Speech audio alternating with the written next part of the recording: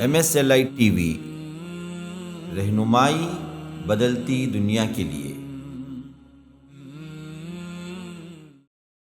یہ وہ دن ہوگا یوم لا ینفع مال ولا بنون، جس دن نہ جو کسی کے بیٹے کام آئیں گے نہ اس کی دولت کام آئے گی، کیونکہ انسان آیا اس دنیا میں نہتا، اٹھے گا بھی نہتا، اور وہاں پر نہ مال ہوگا نہ کوئی رشتہ دار ہوں گے جس کے کام آئیں گے۔ پھر فرمایا الا من اتی اللہ بقلب سلیم، سوائے وہ بندے کے جو اللہ کے پاس قلب سلیم لے کر پہنچا ہو، سلامتی والا دل لے کر پہنچا ہو۔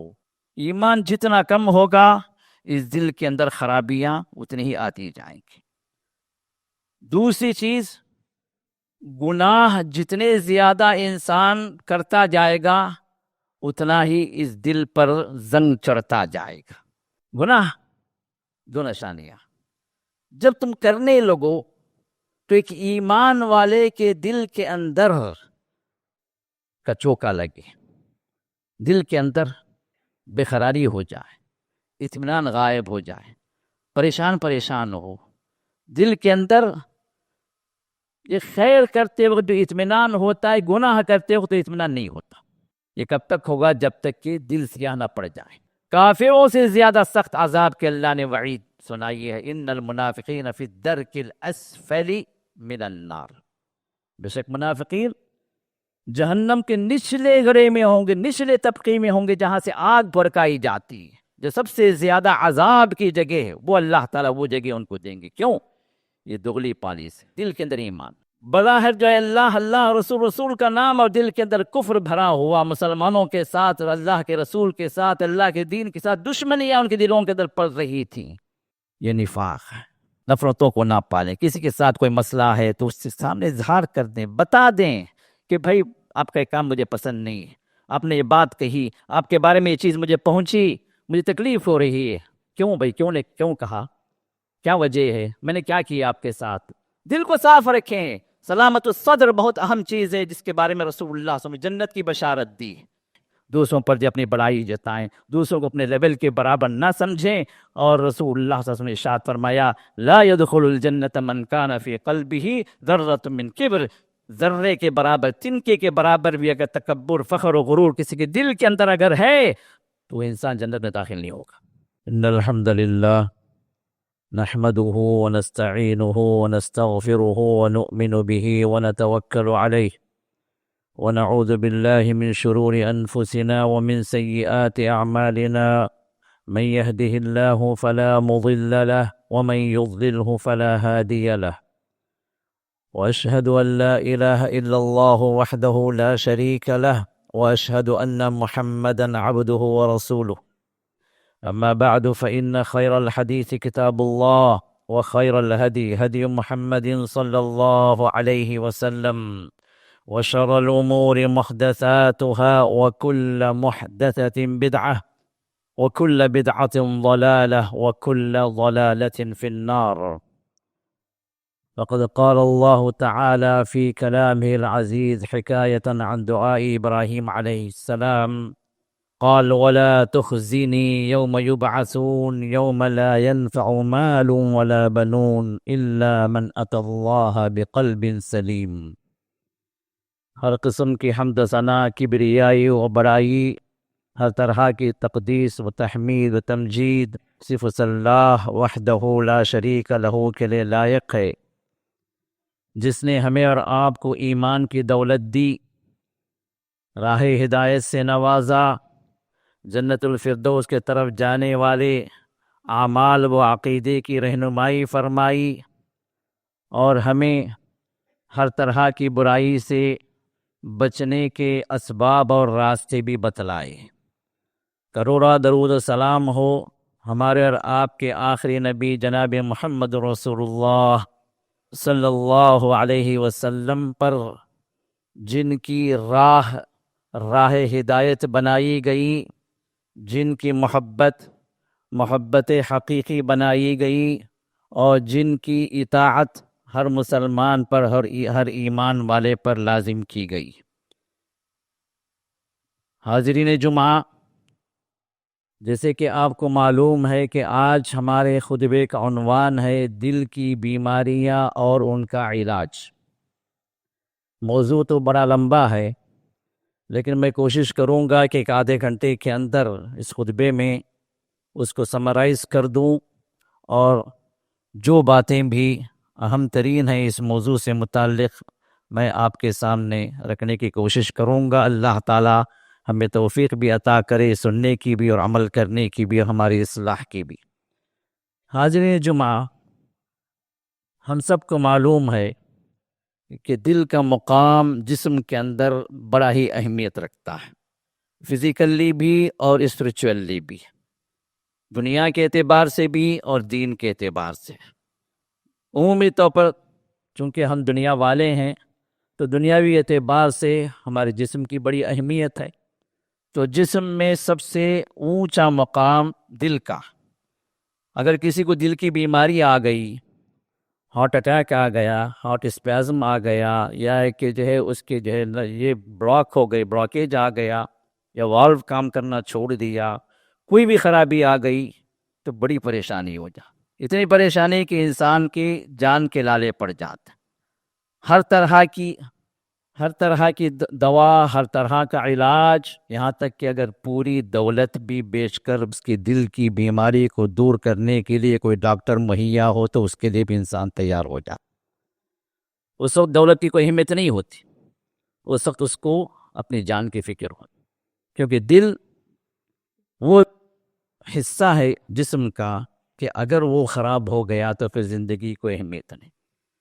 اگر دل مر جائے تو پھر اس کا جسم، اس کی دولت، اس کے اہل و عیال، پوری دنیا بھی اس کے لیے مچھر کے پر کے برابر بھی حیثیت نہیں رکھتی۔ اسی طرح دینی اعتبار سے بھی، قرآن و حدیث کے اعتبار سے بھی دل کا مقام بڑا اونچا رکھا گیا، اور دل ہی اصل وہ محرک ہے، اصل وہ انجن ہے جہاں سے آپ کو خیر و شر کی تعلیم ملتی ہے، خیر و شر کی طرف ہدایت ملتی ہے، اور اس کا ریفلیکشن ہمارے اعمال پر، ہمارے ڈیڈز پر پڑتا۔ اسی وجہ سے ابراہیم علیہ السلام کی دعا کو اللہ تعالیٰ نے قرآن میں رکھ دیا۔ سورۃ الشعراء میں ابراہیم علیہ السلام نے چند دعائیں کی، ان دعاؤں میں ایک دعا انہوں نے اللہ تعالیٰ سے درخواست کی، وَلَا تُخْزِنِي يَوْمَ يُبْعَثُونَ، اے اللہ جس دن بندوں کو اٹھایا جائے گا، اے اللہ اس دن تم مجھے ذلیل نہ کر، رسوا نہ کر۔ یہ وہ دن ہوگا یوم لا ينفع مال ولا بنون، جس دن نہ جو کسی کے بیٹے کام آئیں گے، نہ اس کی دولت کام آئے گی، کیونکہ انسان آیا اس دنیا میں نہتا، اٹھے گا بھی نہتا، اور وہاں پر نہ مال ہوگا، نہ کوئی رشتہ دار ہوں گے جو اس کے کام آئیں گے۔ پھر فرمایا الا من اتى اللہ بقلب سلیم، سوائے وہ بندے کے جو اللہ کے پاس قلب سلیم لے کر پہنچا ہو، سلامتی والا دل لے کر پہنچا ہو۔ یہ سلامتی والا دل ہے کیا؟ کن چیزوں سے سلامتی چاہیے اس دل کو جنت میں جانے کے لیے، وہاں پر کامیابی کے لیے؟ بلکہ دنیا میں بھی کامیابی سلامتی والے دل سے ہی انسان کو ملتی ہے، اور آخرت کی کامیابی، اللہ کی ابدی جنتیں اور اللہ تعالیٰ کے ابدی عذاب سے حفاظت، اسی بندے کو اللہ تعالیٰ فرمائیں گے جس کو سلامتی والا دل مل جائے۔ تو اس سلامتی والے دل کے قلب سلیم کے لیے ابراہیم علیہ السلام نے دعا فرمائی، اور محمد رسول اللہ صلی اللہ علیہ وسلم نے ارشاد فرمایا، الا وان فی الجسد لمضغہ، جان لو کہ جسم کے اندر ایک گوشت کا ٹکڑا ہے، اذا صلح صلح الجسد کلہ، اگر وہ گوشت کا ٹکڑا اگر صحیح ہو گیا، سالم ہو گیا، صحت مند ہو گیا، تو پھر اس کا پورا جسم صحت مند ہے۔ وَإِذَا فَسَدَ فَسَدَ الْجَسَدُ كُلُّهُ، اور اگر وہ بگڑ گیا تو اس کا جسم بگڑ گیا۔ الا وہی القلب، فرمایا کہ جان لو کہ وہ ہے دل۔ تو دل کی بڑی اہمیت قرآن کے اندر بھی، احادیث کے اندر بھی بتلائی گئی، اور محمد رسول اللہ صلی اللہ علیہ وسلم مسلم کی حدیث میں یہ بھی آپ نے بیان فرمایا، ان اللہ لا ينظر الى صورکم واموالکم، اللہ تعالیٰ یہ نہیں دیکھتے کہ تمہارے چہرے کیسے ہیں، تمہارے پاس کتنا مال ہے، اس کے اعتبار سے اللہ تعالیٰ اپنے اعمال کو قبول نہیں فرماتا، بلکہ وَلَٰكِن يَنظُرُ إِلَىٰ قُلُوبِكُمْ وَأَعْمَالِكُمْ، بلکہ اللہ دیکھتے ہیں، تمہارے دلوں پر نظر کرتے ہیں، کس دل سے، کس نیت سے، کس کیفیت سے تم نے اس عمل کو کیا ہے، وَأَعْمَالِكُمْ، اور اسی کے بقدر تمہارا عمل کیسے رہا، کتنا محمد رسول اللہ صلی اللہ علیہ وسلم کے طریقے کے مطابق رہا، تو اللہ قبول فرماتے ہیں۔ تو عمومی طور پر بات یہ ہے کہ دل جتنا صحیح ہوگا، ایمان پر ہوگا، اخلاص کے ساتھ ہوگا، گناہوں سے دور ہوگا، اتنا ہی یہ دل جو ہے سلامتی والا ہوگا۔ اور جتنا عمومی طور پر یہ دل کے خراب ہونے کی دو بنیادی اسباب ہیں۔ پہلا سبب ایمان کی کمی، ایمان جتنا کم ہوگا اس دل کے اندر خرابیاں اتنی ہی آتی جائیں گی۔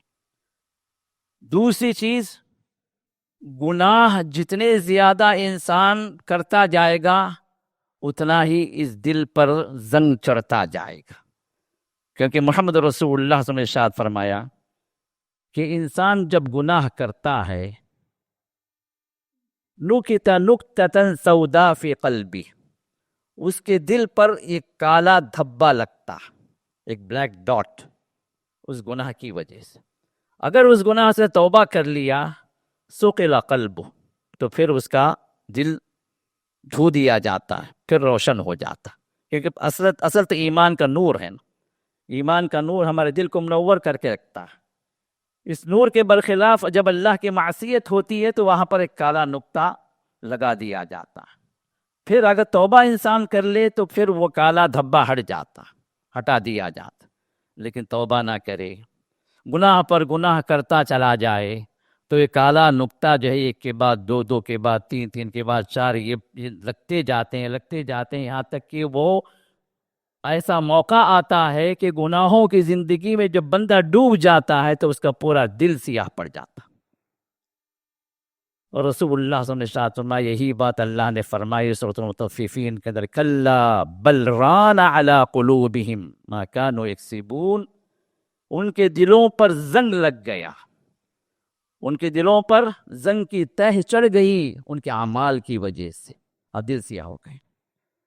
تو گناہوں کی زیادتی اور ایمان کی کمی، یہ دو اصل سبب ہیں ہمارے دل کو خراب کرنے کے، ہمارے دلوں کے اندر برائیوں کو جگہ دینے کے لیے۔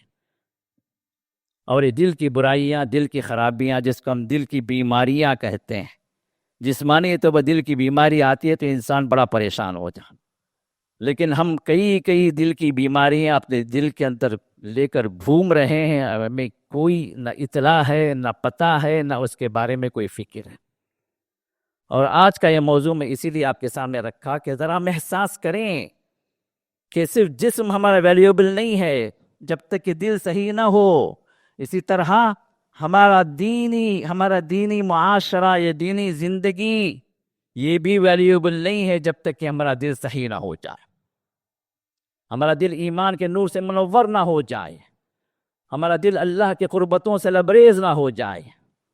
تو پہلے میں آپ کو بتاؤں گا کہ بیماریوں کے ساتھ ساتھ علاج، اور عمومی طور پر جو علاجات کے لیے جو باتیں رکھی گئی ہیں ذرا ان کا بھی میں ذکر کر دوں گا۔ تو یہ ہے، اگر ہم قرآن حدیث کی باتوں کو جمع کریں تو تقریباً 14 بیماریاں ہیں جو ہم اپنے دلوں میں پال رہے ہیں۔ ممکن ہے کسی کے پاس کم ہو، کسی کے پاس زیادہ ہو، یا اللہ تعالیٰ جن بندوں کو توفیق دے، اپنے صالحین، اپنے اولیاء کو اللہ تعالیٰ نے سبوں سے بھی پاک کرتے، اور ہم اللہ تعالیٰ سے دعا کرتے ہیں کہ اللہ تعالیٰ تمام کے دلوں کو ان بیماریوں سے پاک کر دے، آمین یا رب العالمین۔ گناہ کیا؟ سب سے پہلے گناہ جو دل کے اندر آتا ہے، کیونکہ اللہ نے فرمایا وَمَن يَكْتُمْهَا فَإِنَّهُ آثِمٌ قَلْبُهُ، جھوٹی گواہی کے سلسلے میں اللہ نے فرمایا جب یہ غلط گواہی دیتا ہے، در حقیقت یہ جھوٹی گواہی کی بنیاد بنتی ہے اس کے دل کے اندر گناہ، دل کا گناہ۔ تو دل میں جب گناہ کی سوچ آتی ہے تو پھر انسان اپنے عمل میں اس کو ریفلیکٹ کرتا ہے۔ تو پہلا دل جو گنہگار بنتا ہے. اور رسول اللہ صلی اللہ علیہ وسلم نے جب آپ سے پوچھا گناہ کی تعریف کیا ہے، گناہ کیا، تو آپ نے فرمایا 2 نشانیاں بتلائیں. الاسم ما حاک فی صدرک وکریہت ان یطلع علیہ الناس. فرمایا کہ گناہ 2 نشانیاں جب تم کرنے لگو تو ایک ایمان والے کے دل کے اندر کا چوکا لگے، دل کے اندر بے قراری ہو جائے، اطمینان غائب ہو جائے، پریشان ہو. دل کے اندر یہ خیر کرتے وقت جو اطمینان ہوتا ہے، گناہ کرتے وقت تو اطمینان نہیں ہوتا. یہ کب تک ہوگا؟ جب تک کہ دل سیاہ نہ پڑ جائے. گناہوں میں ڈوب کر انسان، اس کا دل کالا ہو گیا، اب اس کو کوئی فرق نہیں پڑتا. اب گناہوں میں اس کو لذت آتی ہے، گناہوں کی زندگی اچھی لگتی ہے. کیوں؟ اس لیے کہ اس کے دل پر مہر لگ گئی. اب اللہ کی طرف پھرنے والا نہیں، گناہ نیکی کی طرف آنے والا نہیں. لیکن وہ بندہ جو پہلی بار گناہ کرتا ہے، تو اب وہ جب گناہ کرتا ہے تو پریشان رہتا، اطمینان غائب ہو جاتا ہے. اس کا دل کے اندر سے ایک کسک لگتی ہے، ایک کچوکا لگتا ہے، ایک بے قراری آتی ہے. تو اللہ کے رسول نے ارشاد فرمایا یہ پہلی نشانی ہے کہ تم نے گناہ کیا. چاہے کوئی بولے نہ بولے، ہر آدمی خود جج کر لے کہ ایک غلط کام کرنے کے بعد اس کے دل کی حالت کیا. اور پھر اس کے بعد دوسری نشانی کیا ہے؟ وَكَرِهْتَ أَن يَطَّلِعَ عَلَيْهِ النَّاسِ. اور تمہیں برا لگے کہ اگر کوئی دوسرا جو اس کے بارے میں اگر واقف ہو گیا ہو، اس کے معلوم ہو گیا تو کیا ہوگا؟ چھپ کے کر رہے ہو. موبائل ہے، موبائل کے اندر فحش قسم کی چیزیں کوئی بندہ دیکھ رہا، کوئی دوست داخل ہو گیا، فوراً جو پلٹ دوسرا جو پیج پہ چلا گیا، دوسری سائٹ کھول لیا یا بند کر دیا. کیوں؟ کیا ہے؟ اگر خیر کی بات ہوتی تم اس کو بھی دکھاتے. تم تو چھپا رہے ہو نا. یہ چھپانا خود اس بات کی دلیل ہے کہ گناہ کی بات. تو یہ 2 نشانیاں رسول اللہ صلی اللہ علیہ وسلم نے بتلائی تاکہ انسان خود ہی پہچان. آپ کو کہیں کسی مفتی کے پاس جا کے فتویٰ لینے کی ضرورت نہیں. شیخ یہ کیا گناہ ہے؟ نہیں گناہ. استفتی نفسک استفتی قلبک. تم اپنے دل سے پوچھ لو. دل خود فتویٰ دینے کے لیے کافی ہے کہ تم کیا کر رہے ہو، تم نے کیا کیا ہے، وہ خیر ہے یا شر ہے. پھر اس کے بعد پھر مسئلہ مفتی کا آتا ہے، وہاں جا کر پوچھے کتنا بڑا گناہ ہے، اس گناہ سے نکلنے کے لیے کیا کرنا ہے، کیا کفارہ ہے، کیا فدیہ ہے. یہ بات کے مسائل. تو معلوم یہ ہوا کہ سب سے پہلے گناہ جو آتا ہے دل کے اندر آتا ہے، جہاں سے سیاہی لگنی شروع ہوتی ہے. اب یہ گناہ جو ہیں جن کو بیماریوں سے ہم جو ہے تعبیر کرتے ہیں، وہ میں نے بتایا کہ 14 پوائنٹ ٹو پوائنٹ میں بتاتا جاؤں گا اور ساتھ میں مختصر سا علاج بھی بتاتا جاؤں گا انشاءاللہ. پہلی چیز کیا ہے؟ کفر. دوسری چیز کیا ہے؟ شرک. تیسری چیز کیا ہے؟ نفاق. یہ تینوں کا تعلق دل سے. اور یہ سب سے بڑی خطرناک بیماریاں ہیں کہ اگر اسی کے دل میں رہ گئیں اور وہ اسی پر مر گیا تو پھر ہمیشہ کے لیے جہنم. پھر وہ کامیاب نہیں ہو سکتا. نہ اس کے حق میں کوئی سفارش قبول کی جائے گی، نہ جو اس کو پر اللہ رحم فرمائیں گے، نہ اس کو اللہ جہنم سے نکال کر جنت طرف لائیں گے. چاہے کوئی بھی ہو، XYZ کوئی بھی ہو، کسی بھی مذہب و ملت کا ہو. مسئلہ وہ نہیں ہے. مسئلہ ہے کہ اس دل کے اندر کون سا گناہ. اگر کفر ہے، کفر کا مطلب ایمان کے مخالف، کیونکہ کفر کا ضد کیا ہے؟ ایمان. علاج کیا ہے؟ وہ صحیح ایمان لائے. ارکان ایمان میں سے کسی میں اگر اس نے شک کیا، ارکان ایمان 6، ارکان ایمان میں سے کسی پر شک کیا یا کسی کا انکار کر دیا، چاہے اللہ کا یا اس کے رسول کا، اس کی کتابوں کا، اس کے فرشتوں کا، یوم آخرت کا، تقدیر کا، کسی کا بھی اس نے انکار کر دیا تو کافر. اسی لیے مسلمات دین کے جو ارکان ہیں، دین کی جو اساسیات ہیں، دین کی جو بنیادیں ہیں، ان میں سے کسی کا انکار کر دیا وہ بندہ کافر. اب اس کا علاج کیا ہے؟ اپنے کفر سے توبہ کرے اور جن چیزوں کا اس نے انکار کیا اس کو تسلیم کرے. دوسری چیز شرک. انسان جب شرک کرتا تو وہ اللہ کے لعنت میں مبتلا ہو جاتا، اور وہ ایسا بڑا گناہ ہے جس کو اللہ بغیر توبے کے معاف نہیں فرماتا، چاہے کرنے والا کوئی بھی ہو. اس کی عبادات کی کسی بھی قسم کے اندر وہ کسی کو شرک کرے، کسی کو ملا دے، چاہے وہ دعا ہو، چاہے قربانی ہو، چاہے نظر ہو، چاہے نیازیں ہوں، چاہے منتیں ہوں، مرادیں ہوں، سجدے ہوں، رکوع ہو، قیام تعظیم کی تعظیماً قیام ہو، یا مصیبت میں پکارنا ہو، بلانا ہو، دعائیاں دینا ہو، کسی کے نام کی قربانی کرنا ہو، خوف کھانا ہو، امیدیں رکھنا ہو، یہ سب چیزیں عبادات میں داخل ہیں جو صرف اللہ کے لیے خاص ہے، ان کاموں کے اندر جو اللہ ہی کر سکتا. اگر اس میں بندہ کسی اور کو شریک کرتا ہے تو اللہ کے ساتھ شرک ہے، جس کو اللہ نے فرمایا کہ ان اللہ لا یغفر ان یشرک بہ ویغفر ما دون ذلک لمن یشاء، کہ بے شک اللہ تعالیٰ اس بات کو معاف نہیں فرماتے کہ اس کے ساتھ کسی کو شریک کیا جائے، اور اس کے علاوہ جس کو چاہے اللہ معاف کر، لیکن شرک کو معاف نہیں کرے. اب اس کے لیے علاج کیا ہے؟ وہ شرک کو چھوڑے، شرک سے توبہ کرے، توحید کی طرف آئے، اللہ کے ساتھ کسی کو شریک نہ کرے کسی بھی عبادت میں. اور نمبر 3 نفاق. اور نفاق جو منافقین ہے سب سے خطرناک دشمن ہے، اللہ کے بھی، اللہ کے بندوں کے بھی، اللہ کے رسول کے بھی اور مسلمانوں کی بھی.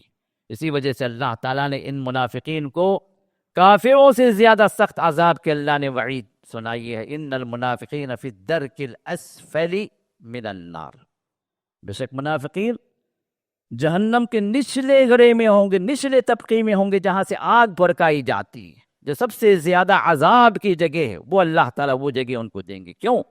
یہ دغلی پالیس ہے، دل کے اندر ایمان بظاہر جو ہے اللہ اللہ، رسول رسول کا نام، اور دل کے اندر کفر بھرا ہوا، مسلمانوں کے ساتھ، اللہ کے رسول کے ساتھ، اللہ کے دین کے ساتھ دشمنیاں ان کے دلوں کے اندر پڑ رہی تھیں. یہ نفاق ہے.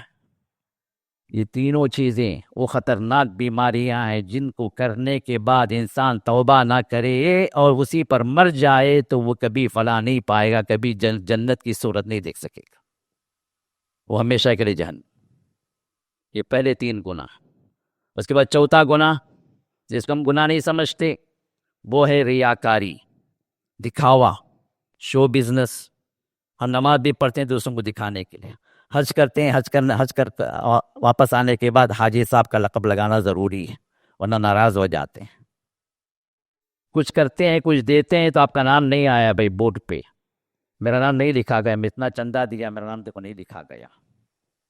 ابھی جو بھی بندہ جو کر رہا ہے اگر مقصود اگر وہاں پر اللہ اگر ہو جاتا تو پھر یہ ان سب چیزوں کی کوئی اہمیت نہیں ہوتی. لیکن وہاں چونکہ دکھاوا مقصود تھا تو پھر اب نام مقصود اگر جب تک نہیں بنتا، نام جب تک سامنے نہیں آتا، ناراضیاں چلتی. تو اللہ کے لیے اپنے اعمال کو آپ اس انداز سے کریں کہ دل کے اندر اخلاص. اور ریاکاری کا علاج کیا ہے؟ آپ اخلاص لیں، اللہ کے لیے کام کرنا، یہ سوچ لے آئیں دل کے اندر، اس فکر کو لے کر آئیں کہ مجھے نیکی کرنا ہے تو اجر اللہ سے حاصل کرنا ہے، لوگوں سے نہیں. نہ آپ کو لوگوں کی واہ واہ کی پرواہ ہو، لوگوں کے اندر شان و شوکت کی پرواہ ہو، لوگوں کے اندر آپ کو بڑائی یا عزت یا منصب دینے کی کوئی پرواہ نہ، تو پھر یہاں پر وہ ریاکاری غائب ہوتی ہے. ورنہ ریاکاری ایسا عمل ہے، رسول اللہ صلی اللہ علیہ وسلم نے اخفا علیکم، یہاں تک دجال کے فتنے سے بھی زیادہ میں تم پر خوف کھاتا ہوں کہ تمہارے اندر ریاکاری آ جائے گی. آپ نے فرمایا کہ شرک اصغر چھپا ہوا شرک، شرک الخفی، یہ دکھنے میں نہیں آتا. یہ بظاہر انسان اچھا عمل کرتا ہے، 1,00,000 روپے دے رہا ہے اللہ کے راہ میں، لیکن دل کے اندر یہ ہے کہ لوگ میری واہ واہ کریں، لوگ مجھے اونچا مقام دیں، لوگ میری تعریف کریں. کسی کو نہیں معلوم، صرف اللہ کو معلوم. یہ چھپا ہوا شرک ہے، شرک الخفی.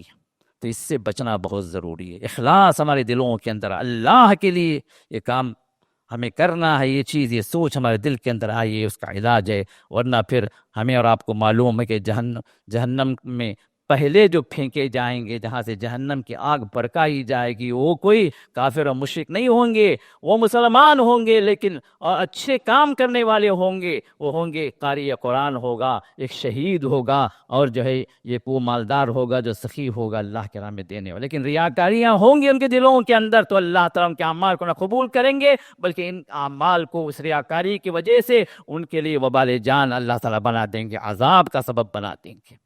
بڑی خطرناک حدیث ہے۔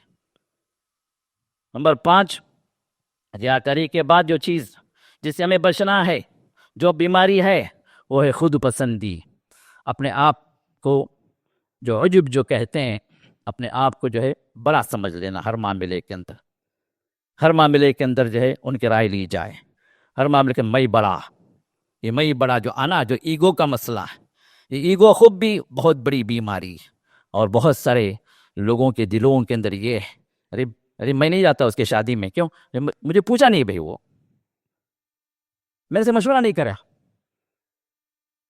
مجھے اہمیت نہیں دیا، یہ مجھے انا جو عربی میں انا کہتے ہیں، میں یہ میں والا جو مسئلہ جو ہے نا لے ڈوبے گا، یہ دل کی بڑی بیماری ہے۔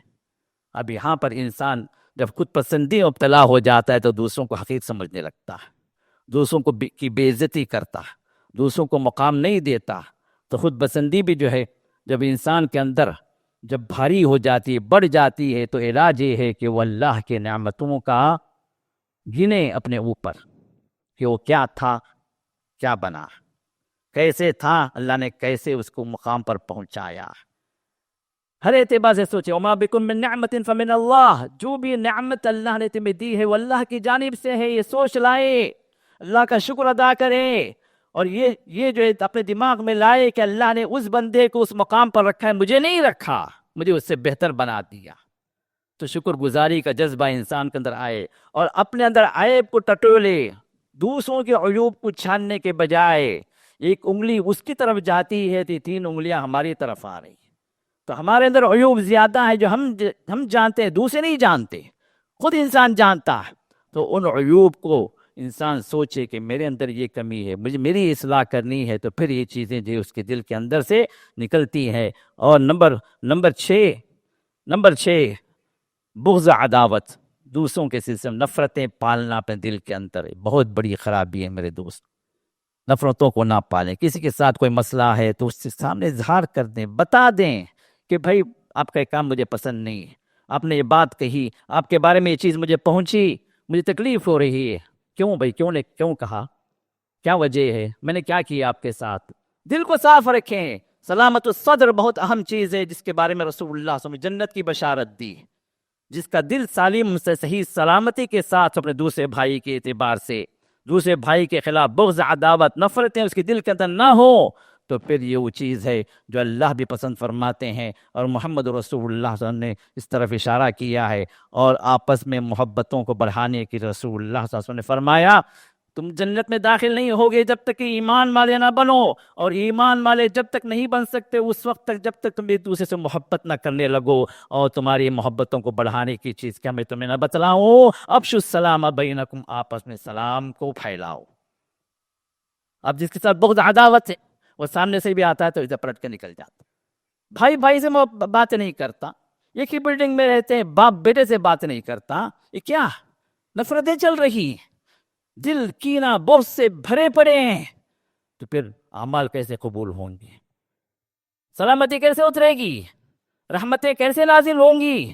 دل بیمار ہے، جسم بڑا تندرست ہے، نہیں مجھے جو کوئی ہارٹ کا مسئلہ نہیں ہے بھائی، میں ابھی جا کے چیک کروایا، میں ڈاکٹر نے مجھے سرٹیفکیٹ دی، congratulations you are having a healthy heart. ہاں، یہاں جو ہارٹ ہے اللہ کے نظر پورے کے پورا بیمار ہے، پورے کا پورا مبتلا ہے بیماریوں کے اندر۔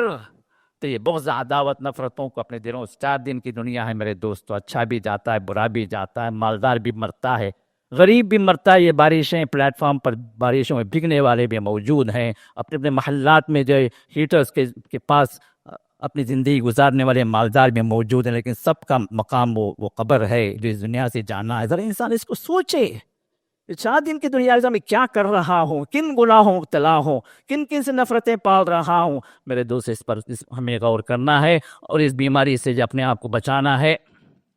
اور اسی طرح نمبر 7 حسد. اللہ اکبر، یہ تو گھر گھر کی بات.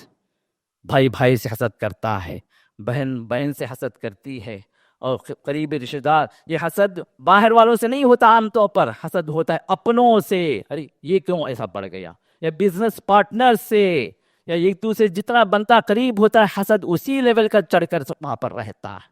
میرے دوستو، حاسد جو ہوتا ہے، جس سے وہ حسد کر رہا ہے نا، اس سے پہلے یہ خود جلتا، اس کا دل جلنا شروع ہوتا ہے، راتوں کی نیند حرام ہو جاتی ہے، وہ اس کو بے قراریاں بڑھ جاتی ہیں. کیسے اس کو میں نیچا دکھاؤں، اس نعمت سے کیسے اس کو محروم کروں، اس کے بزنس کو میں کیسے جو ہے نقصان میں تبدیل کروں، کیسے جو یہ بڑھتی ہوئی اس کی چکا چوند کو جو ہے میں کیسے بربادی کی طرف لے آؤں. یہی سوچیں اس کو جو اس کے دل کے اندر اتنی گھومتی ہیں کہ زندگی کا سکون ختم ہو جاتا ہے، اللہ کے نظر میں مبغوض بن جاتا ہے. اور جو ہے اسی طرح حسد سے بچنے کے لیے سب سے پہلی چیز ہے کہ انسان اللہ کی تقدیر پر ایمان لائے. اللہ تعالیٰ نے ہر ایک کی تقدیر بنا دی، کس کے تقدیر میں کیا کچھ مل رہا ہے وہ اسی اعتبار سے اللہ اس کو دے رہا ہے. کسی کی تقدیر آپ لے نہیں سکتے، آپ کے تقدیر میں جو ہے وہ کسی اور کو جا نہیں سکتا، کسی کی نعمت آپ چھین نہیں سکتے جو اس کی تقدیر میں آپ کی تقدیر میں نہیں ہے. ہم یقسمون رحمت ربک، تمہارے رب کی رحمت کو تم تقسیم کرنے والے ہو. نحن قسمنا بینہم معیشتہم فی الحیات الدنیا، یہ ہم ہیں جو دنیاوی زندگی کے اندر تمہاری معیشت، تمہارے اسباب، تمہاری نعمتوں کو ہم نے تقسیم کر دیا. تم کون ہوتے ہو بولنے والے؟ تم کون ہوتے کسی چھیلنے والے؟ یہ تمہارا اختیار نہیں ہے. تم ہماری مخلوق ہو، ہمارے بندے ہو، ہم نے جو تقسیم کیا اس پر راضی ہو جاؤ، یہی ایمان جنتوں میں داخل ہو جاؤ گے. دوسروں کی طرف نظر کر کے اس کی نعمت کو برباد کرنے پر تم کوششیں کرو گے تو سب سے پہلے تم تقدیر کے منکر ہو گئے، اور دوسری بات ہے کہ اللہ کے فیصلوں پر تم اعتراض کرنے والے بن گئے. تم کون ہوتے اللہ پر اعتراض کرنے والے؟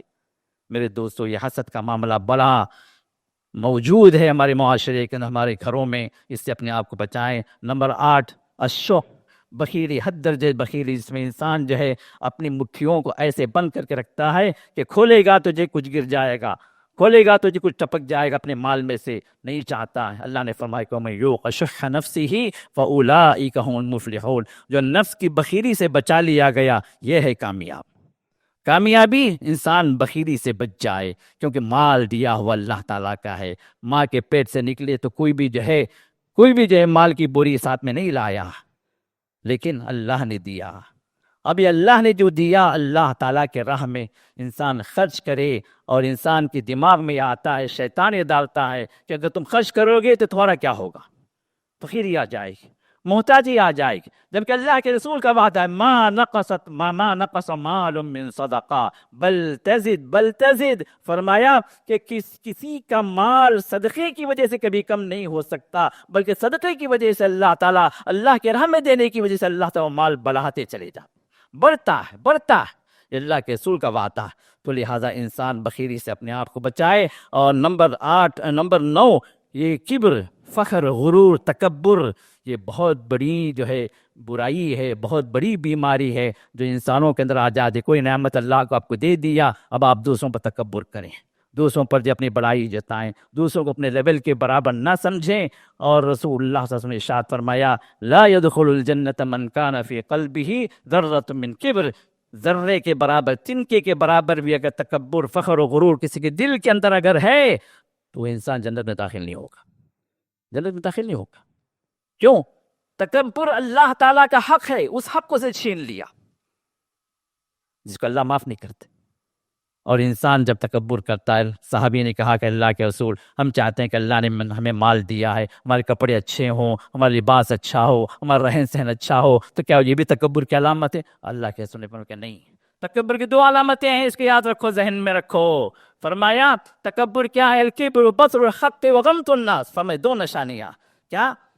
بطر الحق، حق کو ٹھکرا دے. حق آنے کے بعد بھی میں نہیں مانتا جی، ضرورت نہیں مجھے، میں یہ سب نہیں مانتا.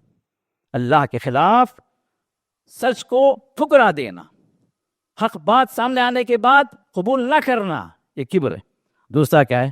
غم تو الناس، لوگوں کو حقیر جاننا، اپنے برابر نہیں سمجھنا۔ اللہ نے آپ کو پیدا کیا، اس کو پیدا کیا، اللہ نے آپ کو تھوڑا سا مال کیا دے دیا، اکڑ کر طرح کو چل رہے ہیں، اس کو جو اپنے برابر نہیں سمجھ رہے۔ کیوں؟ اگر اللہ چاہتا تو اس کو مال دیتے تو آپ کو محروم کر دیتا نا؟ کبھی سوچا آئی؟ لوگوں کو حقیر سمجھنا، یہ دو نشانیاں، اس سے ہمیں بچنا چاہیے۔ اور نمبر 10، حب الدنیا، اللہ اکبر، حب الدنیا، دنیا کی محبت۔ یہ دنیا کی محبت ہی ہے جو ہمیں گناہوں سے لے کے جاتی ہے، یہ دنیا کی محبت ہی ہے جو ہمیں حرام کی طرف لے کے جاتی ہے، حلال پر ہمیں جو ہے باقی نہیں رکھتی۔ ہم جن خواہشات کے پیچھے دنیا کے اندر اتنے مگن ہو جاتے ہیں کہ جو ہے ہم جو ہے گناہ کو گناہ نہیں سمجھتے۔ تو لہٰذا دنیا کی محبتوں کم کریں۔ رسول اللہ صلی اللہ علیہ وسلم نے فرمایا کہ دنیا جو ہے ایسی ہے جیسے ایک انسان کو ایسا ہونا چاہیے اس دنیا کے اندر گویا عابر السبیل، مسافر چل رہا، مسافر ہے، کیا سامان سمٹے گا وہ؟ بلکہ کہا جاتا ہے نا کہ جتنا سفر آسان ہونے کے لیے آپ چاہ رہے ہیں، اتنا ہی آپ کے لگیج کو جو ہے آپ لائٹ رکھیں تاکہ سفر آسان ہو۔ اور ہم لگیج اتنے بڑھاتے جاتے ہیں کہ ہمیں گویا ہزاروں برس یہاں پر رکنا ہے، اس طرح کے سامان خرید رہے ہیں، اس طرح کے آسائشوں کی ہم خواہشیں کرتے ہیں، اس کے پیچھے چلے جاتے ہیں اور اللہ تعالیٰ کو بھول جاتے ہیں۔ اب اس کا علاج کیا ہے؟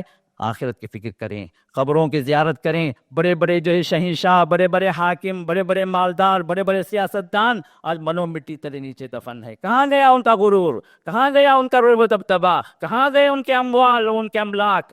سب مٹی میں۔ تو انسان سوچے تو دنیا سے جو ہے انسان ہٹنے کے لیے کوشش کر سکتا ہے۔ اسی طرح اکثار و ذکر الموت، موت کو کثرت سے یاد کرنا، یہ خود بھی جو دنیا کے اندر جو انسان کو جو ڈوبنے سے یہ چیز بچانے۔ دنیا آپ کمائیں، ولا تنس نصیبک من الدنیا، اللہ نے فرمایا کہ تمہارا جو نصیب ہے، تمہارا جو حصہ ہے دنیا میں، اس کو نہ بھولیں، لیکن یہ دنیا جیب میں ہو، دل میں نہیں۔ دل میں جا اترے گی تو حال وہی ہوگا کہ کشتی کے اندر پانی آئے گا تو ہوگا کیا؟ کشتی ڈوب جائے گی۔ ہمارا حال بھی وہی ہے، ہم نے دنیا کی محبت کو دل میں جو ہے ڈال لیا ہے، جس کی وجہ سے ہماری زندگی، ہمارا ایمان ڈاواڈول ہو گیا ہے۔ اور نمبر 11، غضب، غصہ۔ یہ غصہ جو ہے انسان برباد کر دیتا ہے انسان کو۔ ایک صحابی آتے ہیں اللہ کے رسول کے پاس، یا رسول اللہ اوصنی یا رسول اللہ، آپ مجھے وصیت کریں، نصیحت کریں، کیا کروں میں؟ فرمایا لا تغضب، غصہ نہ کرو، کنٹرول کرو غصے کو۔ پھر فرمایا کیا؟ پھر آپ نصیحت کریں، دوسری نصیحت لا تغضب، تیسری نصیحت لا تغضب۔ صحابی کہتے ہیں کہ اس آدمی نے جتنی مرتبہ اللہ کے رسول سے پوچھا کہ اللہ کے رسول مجھے وہ نصیحت کریں، تو رسول اللہ صلی اللہ علیہ وسلم ایک ہی نصیحت دہراتے رہے، کیونکہ غصہ انسان کو برباد کرتا ہے، دنیا بھی برباد کرتا ہے، اس کے آخرت بھی برباد کرتا ہے۔ علاج کیا ہے جب انسان کو غصہ آئے؟ تو رسول اللہ صلی اللہ علیہ وسلم چند علاجات بتلائے ہیں۔ سب سے پہلے غصہ آتا ہے الغضب من الشیطان، شیطان کی طرف سے غصہ آتا ہے، شیطان غصہ جو ہے مبتلا کرتا ہے۔ اس کی وجہ سے ہم دیکھتے ہیں کہ انسان کو جب غصے میں آپے سے باہر ہو جاتا ہے، کہتے ہیں کیا بے شیطان کی صورت ہو گئی، بول ارے کیسا ہو گئے، چہرہ بگڑ گیا، اس کی آواز بگڑ گئی، حالت بگڑ گئی، شیطان حاضر ہو جاتا۔ اب اس کے لیے اعوذ باللہ من الشیطان الرجیم سب سے پہلا علاج۔ دوسرا علاج کا وضو کر لیں۔ تیسرا علاج کا حالت بدل دیں، وہاں سے ہٹ جائیں، کھڑے ہوں تو بیٹھ جائیں، بیٹھ جاؤں تو لیٹ جائیں۔ یہ سب رسول اللہ صلی اللہ علیہ وسلم نے سکھلایا۔ اور اگر اس سے بھی مسئلہ حل نہ ہو تو وہاں سے نکل جائیں، اس گھر سے ہٹ جائیں، اس جگہ سے ہٹ جائیں، غصہ انشاءاللہ کنٹرول میں آ جائے گا۔ تو لہٰذا نمبر 12 جو ہے القسوہ، قسوہ کا مطلب سنگ دلی، سخت دل۔ یہ سخت دلی تو اللہ رحم کرے، ہم میں سے ہر ایک کے اندر موجود ہے کہ سخت دلی جتنی ہوتی ہے اتنا انسان کے اندر رحمت کم ہو جاتی ہے، رحم کم ہو جاتا ہے، شفقت کم ہو جاتا ہے، اور اللہ تعالیٰ کے خلاف انسان ڈھیٹ بن جاتا ہے، کیوں؟ سنگ دل ہو جاتے، کوئی چیز اثر نہیں کرتی اس کے اوپر۔ تو رسول اللہ صلی اللہ علیہ وسلم نے ارشاد فرمایا کہ جو ہے اس معاملے میں جو ہے قرآن کے ساتھ اپنا وقت گزاریں۔ قرآن کے ساتھ جتنا وقت گزاریں گے، تلاوت میں، سمجھنے میں، پڑھنے میں، تدبر کرنے میں، اس پر جو ہے عمل کرنے میں جتنا وقت لگائیں گے، اس کو یاد کرنے میں، اللہ تعالیٰ دل کو پگھلائیں گے، دل کو نرم کریں گے، کیونکہ دل کا نرم کرنا یہ اللہ کی جانب سے خصوصی رحمت ہے۔ اور اسی طرح کثرت ذکر سے جتنا زیادہ آپ اپنے آپ کو ذکر میں اب جو ہے مشغول رکھیں گے، دل جو ہے نرم ہوتا جائے گا۔ اور اسی طرح صبح شام کے اذکار، سونے کے اذکار، اٹھنے کے اذکار، یہ سب چیزیں جو ہے آپ اذکار کے اندر اپنے آپ کو جب مشغول کریں گے تو یہ جو ہے دل کا یہ علاج ہے، دل کی سختی کا علاج ہے۔ اور 12ویں چیز یہ ہے کہ القنوت، یعنی مایوس ہو جانا اللہ کے نام شیطان کی طرف سے ہوتا ہے. انسان مایوس، ارے میں گنہگار بھائی، اللہ کہاں سے معاف کریں گا مجھے، کہاں سے معاف کریں گا. اب لے کے جاتا ہے اس کو پیر کی طرف، لے کے جاتا ہے قبر کی طرف، لے کے جائے فلاں اللہ کے بڑے ولی ہیں جی، وہ اگر سفارش کریں گے تو معافی ہو جائے. مایوسی سے شرک کے دروازے کھل گئے، مایوسی سے اللہ کی رحمت سے ناامید ہو گیا. اللہ کی آپ کتنے بھی بڑے گنہگار کیوں نہ ہو، اللہ رحیم و غفور ہیں. آپ ہونا کیا چاہیے، بس آ جائے اللہ کی طرف، معافی مانگ لے اللہ سے. کتنا بھی بڑا گناہ کیوں نہ ہو، پہاڑوں کے برابر گناہ کیوں نہ ہو، سمندروں کی وسعت کے برابر گناہ کیوں نہ ہو، صحرا کے ذرات کے برابر گناہ کیوں نہ ہو، آسمان کے تاروں کے برابر گناہ کیوں نہ ہو، اللہ معاف کرنے کے لیے ہمیشہ تیار ہیں. شرط یہ ہے کہ آپ دل سے رجوع کر لیں، اپنے گناہ کا اعتراف کر لیں، اللہ کے سامنے آپ آ جائیں. یا اللہ میں گنہگار بن گیا، تیرا نافرمان بن گیا، اے اللہ تو مجھے معاف کر دے، تیرے علاوہ کوئی معاف کرنے والا نہیں ہے، اگر تو معاف نہ کرے تو میں کدھر جاؤں گا. اللہ سے چمٹ جائیں، اللہ سے لگ جائیں پورے اخلاص کے ساتھ، پورے جو ہے دل جمعی کے ساتھ، پوری گہرائی کے ساتھ. آپ جو اللہ کی طرف اگر رجوع کر لیے، اللہ تعالیٰ تمام گناہوں کو معاف کرنے والے ہیں. اور آخری چیز کیا ہے، الغفلہ. دنیا میں ہم غفلت کی زندگی گزار رہے ہیں میرے دوست، یہ غفلت کی زندگی ہمیں لے ڈوب رہی ہے. ہم اللہ سے بہت دور ہیں، اللہ تعالیٰ کے خوف سے بڑے دور ہیں، اللہ تعالیٰ سے، اللہ کے قدرتوں سے ہم بڑے دور ہیں. اللہ ہم نام سے ہم بتاتے ہیں زبان سے کہ ان اللہ علی کل شیء قدیر، اللہ ہر چیز پر قادر ہے. اگر قادر ہے تو اس سے کیوں چمٹ کر نہیں ہیں آپ؟ اگر قادر اگر ہے تو آپ اس سے اپنے آپ توکل کیوں نہیں رکھے ہیں؟ اگر وہی سب کچھ کرنے والا ہے تو ہم اس سے ہٹ کر کیوں اور ان کے دروں پر جا رہے ہیں؟ کیوں وہاں سے عبادات کی شکلیں کسی اور کی طرف کیوں کر رہے ہیں؟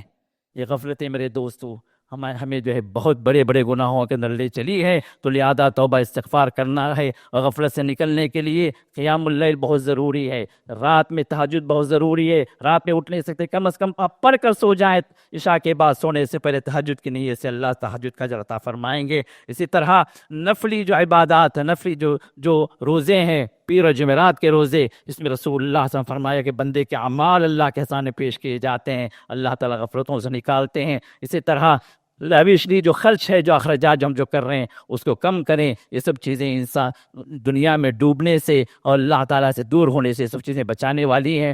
عمومی طور پر یہ ہے میرے دوستو، ان گناہوں سے، ان دل کی بیماریوں سے بچنے کے لیے ہمیں جو کرنا ہے وہ کیا ہے، قرآن سے ہمارا تعلق جتنا جڑے گا ہم ان بیماریوں سے بچیں گے. رسول اللہ کی سیرت سے ہماری محبت ہونی چاہیے، صحابہ کی سیرت کو ہمیں پڑھنا چاہیے، سلف صالحین کی سیرتوں کو ہم پڑھنا چاہیے. اسی طرح جو مجلسوں میں جو علم کی مجلسیں ہیں، علماء کی مجلسیں ہیں، ان میں حاضر ہوں، اور ان کی تعلیمات سے انشاءاللہ ہماری حالتیں بدلیں گی، اور ہمیں معلوم ہوگا کہ صحیح کیا ہے، غلط کیا ہے، بیماری کیا ہے، علاج کیا ہے. کیونکہ آج ہمارے مسئلہ کیا ہے، ہم بیماری نہیں جانتے، ہم خود بیمار ہیں، ہمارا دل بیمار ہے، ہم کو نہیں معلوم. جب دل ہی بیمار ہے، نہیں معلوم، تو علاج کہاں سے ڈھونڈیں گے؟ تو یہ سب سے بڑا مسئلہ ہے ہمارا. تو لہٰذا ان چیزوں کو، جو باتیں جو مختصر سے وقت میں آپ کے سامنے رکھنے کی میں نے کوشش کی ہے، اس سے مقصود یہی ہے کہ ہم اصلاح کریں اپنے دلوں کی، ہم ان بیماریوں کو پہچانیں، اور ان بیماریوں سے نکلنے کے لیے جو راستے ہیں ان راستوں کو ڈھونڈیں، علماء سے پوچھیں، علماء سے تعلق رکھیں، اور ان سے جو بھی مسئلہ آپ کو جو پیش آ رہا ہے ان سے مشورہ لیں. جو آتھینٹک علماء ہیں، جو ہے آپ کے نظر میں، آپ کے علم میں جو قرآن حدیث سے آپ کو جو بات بتلاتے ہیں، ان سے تعلق رکھ کر اپنے علاجات کو ڈھونڈیں. اللہ تعالیٰ ہم سب کو اپنی رحمتیں ملے، اللہ تعالیٰ ہم سبوں کی بیماریوں کو دور فرمائے، ہمارے دلوں کی اصلاح فرمائے، ہماری زندگیوں کی اصلاح فرمائے، ہمارے گھروں کی اصلاح فرمائے، ہمارے بیوی بچوں کی اصلاح فرمائے، اور پورے معاشرے کے اللہ تعالیٰ اصلاح فرمائے. اللہ ہم سب کو اپنی رحمتوں میں داخل فرمائے. جس طرح ان مبارک چہروں کو اللہ نے اپنے فضل و کرم سے اس مبارک مسجد میں جمع فرمایا ہے، اللہ تعالیٰ ہم سبوں کو اپنی جنت الفردوس میں جمع فرمائے. وآخر دعوانا الحمد للہ رب العالمین. بارک اللہ لنا ولکم فی القرآن العظیم، ونفعنی وإیاکم بالآیات والذکر الحکیم، انہ تعالی جواد کریم ملک رؤوف رحیم رب حلیم.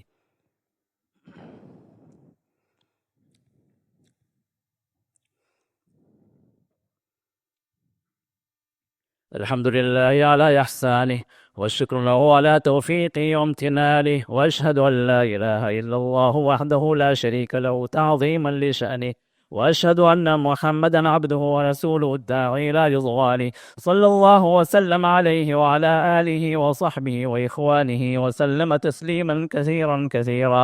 أما بعد، فقد قال الله تعالى في شأن حبيبه وخليله: إن الله وملائكته يصلون على النبي يا أيها الذين آمنوا صلوا عليه وسلموا تسليما. اللهم صل على محمد وعلى آل محمد كما صليت على إبراهيم وعلى آل إبراهيم إنك حميد مجيد، وبارك على محمد وعلى آل محمد كما باركت على إبراهيم وعلى آل إبراهيم إنك حميد مجيد. اللهم أعز الإسلام والمسلمين وأذل الشرك والمشركين ودمر أعداء الدين واحمي حوزة الإسلام يا أرحم الراحمين.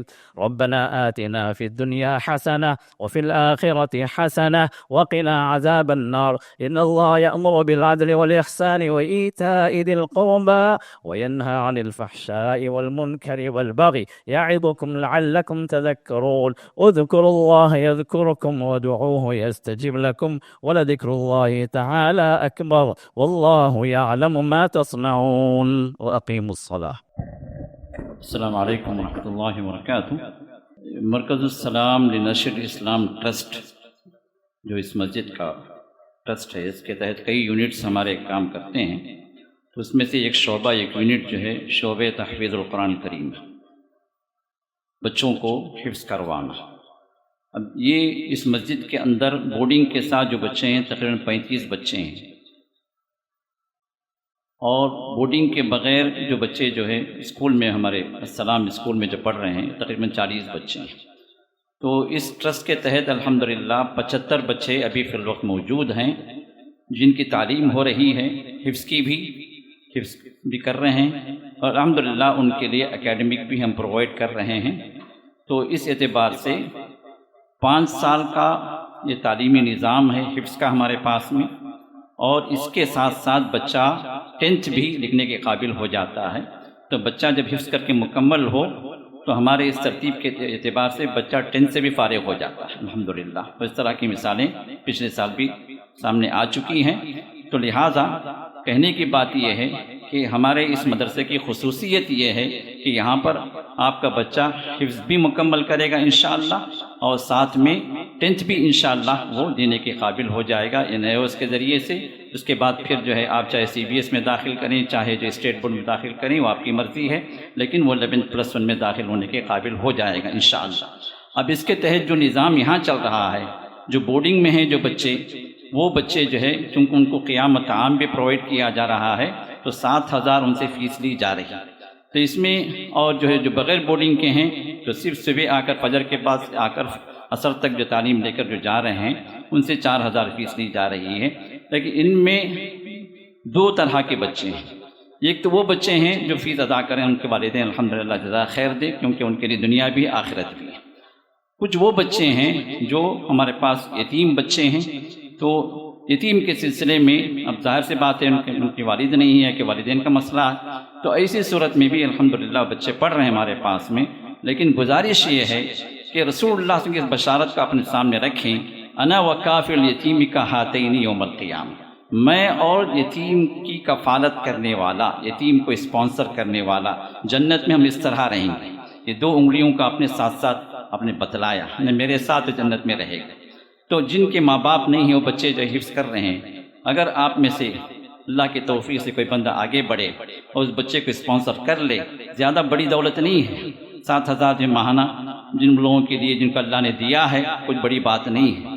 اگر یہ بچہ جو ہے آپ کی کفالت میں رہ کر جو ہے وہ آگے بڑھتا ہے تو انشاءاللہ زندگی بھر وہ کچھ پڑھتا رہے گا، پڑھاتا رہے گا، عمل کرتے رہے گا، صاحب قرآن بن کر جو کچھ بھی وہ کرے گا اس کا اجر برابر جو آپ لیتے رہیں گے، آپ کے مرنے کے بعد بھی یہ اجر جاری رہے گا اس بچے کے ذریعے سے۔ اس سلسلے میں تو کوشش کریں کہ ہمارے پاس کچھ بچے ہیں جو یتیم بھی ہیں، جو ہے اسپانسر کے لیے جو ان کے لیے ہم درخواست کرتے ہیں۔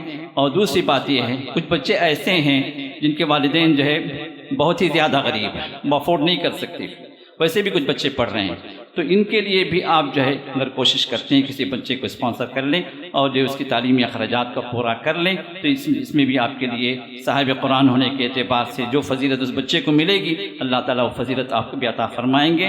تو یہ دونوں طرح کے جو بچے ہیں ان کی اعانت اور ان کی کفالت کے لیے ہم آپ سے درخواست کرتے ہیں کہ جس کو بھی اللہ نے خیر دیا ہے، مال دیا ہے، توفیق اللہ اگر دے رہے ہیں تو آپ آگے بڑھیے اس مسئلے میں، اور جو ہے اس مرکز کے تحت اور بھی تعداد ہم بڑھانا چاہتے ہیں بچوں کی، تاکہ اور جو ہے ہمارے اپنی سوسائٹی کے بچے آگے آئیں اور جو ہے حفظ کے ساتھ ساتھ ان کی دنیاوی پڑھائی بھی جو جاری رہے، کیونکہ بہت سارے مدرسے ایسے ہیں جو صرف حفظ کے ہیں، بچہ وہاں سے نکلتا ہے تو اس کو دنیا کا کچھ نہیں پتہ، پھر وہ جو ہے اکیڈمک لحاظ سے جو زیرو رہتا ہے۔ لیکن الحمدللہ یہاں پر جو ہے ہمارے جاوید رحمہ اللہ کی یہ کوششیں رہیں کہ بچہ جو دین بھی لے، دنیا بھی لے، حافظ قرآن بھی بنے، اور جو ہے اکیڈمک کے لحاظ سے بھی وہ دوستوں سے پیچھے نہ رہے۔ اس سلسلے میں سسٹم قائم کیا گیا ہے اور اس سسٹم ہم جو ہے آگے بڑھا رہے ہیں اللہ کی توفیق سے، اور پھر ہم آپ لوگوں سے بھی گزارش کر رہے ہیں کہ اسلام علم میں آپ لوگ جو ہے تعاون کریں، اللہ جزائے خیر عطا فرمائے، اللہ تعالی ہم سب کو اہل قرآن میں سے بنائے، اللہ تعالی ہم سب کو اصحاب قرآن میں سے بنائے، اور جنتیوں میں اللہ تعالی ہم سب کو اس مقام میں عطا فرمائے جو اہل قرآن کو اللہ تعالی خاص طور پر جو درجہ دینے والے ہیں وہ درجہ اللہ ہم سب کو عطا فرمائے۔ وآخر دعوانا الحمدللہ رب العالمین۔